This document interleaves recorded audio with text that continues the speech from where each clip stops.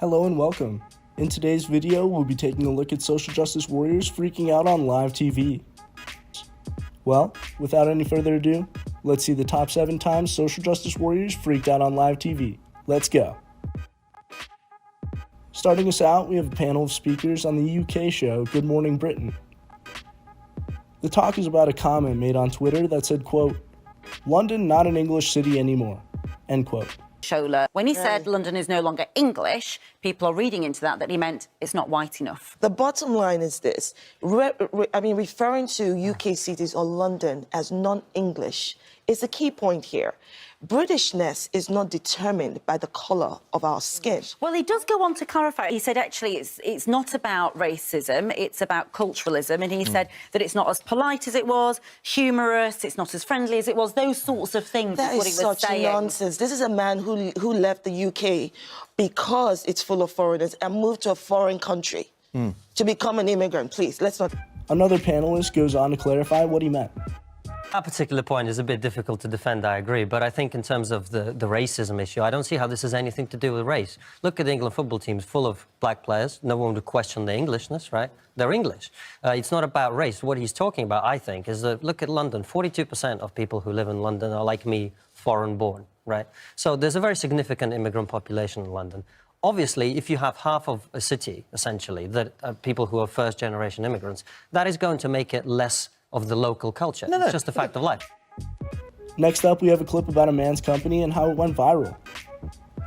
He received so many applications that he put up a clever filter to sort through them.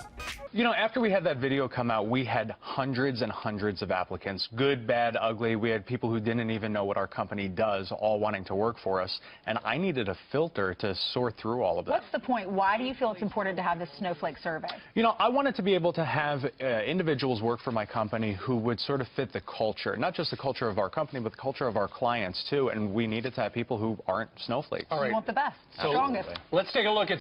The questions that the applicants have to answer are supposed to show the applicants' true colors and ideas about the U.S. and its political and social situation.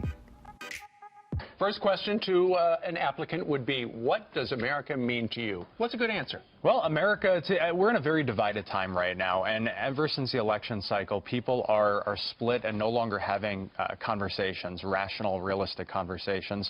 So I want to understand how people are able to make an opinion and stand by that. So what answer would disqualify them from a job? An answer where you don't know the difference between there, and there from a spelling purpose, and someone who's not proud to be an American. Okay, very good.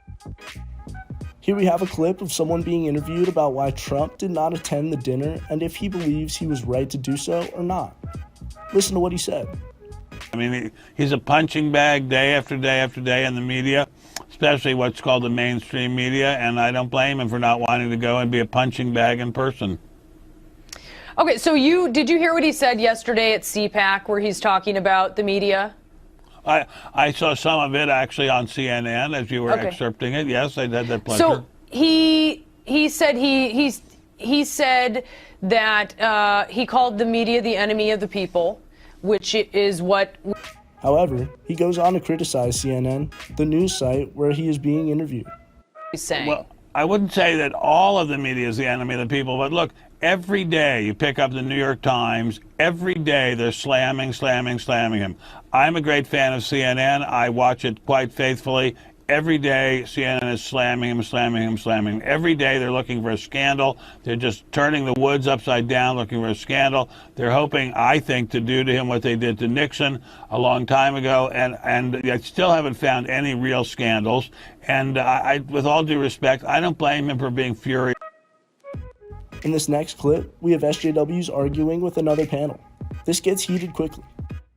My daughter, there's no way in hell she's going there. But with my sons, I hope they have a great time. And with women, Alcohol poisoning. oh yeah, Boys one can a wind year. up in a hospital That happens bed. everywhere. That's youth. Getting pregnant is much more harmful than having some uncomfortable sex and getting mugged. The women there are human garbage whose parents don't love them. Ultrasound, getting better every second. On time for my second guessing. Grab a mic, it's such a blessing. On time for my Ella stressing. Next up, we have a clip from Milo Yiannopoulos addressing a fellow female interviewee's remarks on differences between men and women. true to say that there is no difference whatsoever between the aptitudes of men and women. And it is, without question, true that there are some biological differences between men and women, and we know that from our anatomy. But we also know it from experiments that we do on young children before they've had the opportunity to be socialized, the sorts of toys that they go for. And that holds true actually for other bits of the animal kingdom as well. Some of the reason why girls drop out of STEM subjects at college and chess clubs is because they keep losing. And one of the reasons they keep losing is that it does seem to be the case that chess as a game plays to some of the male intellectual virtue. Listen to her response. It seems really reductive, to be honest with you. I mean, if you look around at your, male and female friends and families, you'll see a vast, a huge, wide variety and diversity in interests and talents and passions, right? And also, I think that it's ridiculous to assume that the reason why one gender is overrepresented in a field is because the other gender is not quite up to it. I mean, often, if a field is homogenous, right? This next clip is a video detailing an opinion about domestic violence that garnered lots of criticism because people thought he was defending domestic abusers. Blokes who've lost self-esteem, they've lost their job, they're welfare dependent, they've got other troubles, drugs, alcohol in their life. It's that loss of self-esteem where I think they use the domestic violence as a coping mechanism to get over all the other crap that they've got in their lives. Obviously, this has caused some outrage, Mark. Do you stand by those comments, and do we really need to be making excuses for perpetrators of domestic violence? Well, Eddie, the critics haven't done their research, you see. I was paraphrasing there a very important report in New South Wales. He goes on to explain what the report says and how the interviewer is not doing her part by not having read and acknowledged the report done by the news outlet. Court, where they look at the domestic violence deaths and produce some conclusions about them, and they talk about a coping mechanism where men living in poverty, underclass circumstances, poor self-esteem use domestic violence as a macabre, tragic type of coping mechanism. So the critics in this area run on emotion and ideology instead of facts and actually going to read the report. I urge people to read that report. Well, the facts and if you are haven't read it, you're not doing justice to the issue. Mark, the facts are that domestic violence doesn't just affect people in low socioeconomic circumstances, it stretches right across all levels of society. Well, that's all we have for you today. Thank you for coming, and don't forget to like, subscribe, and turn on the bell icon so that you never miss one of our videos. Also, don't forget to comment. See you next time.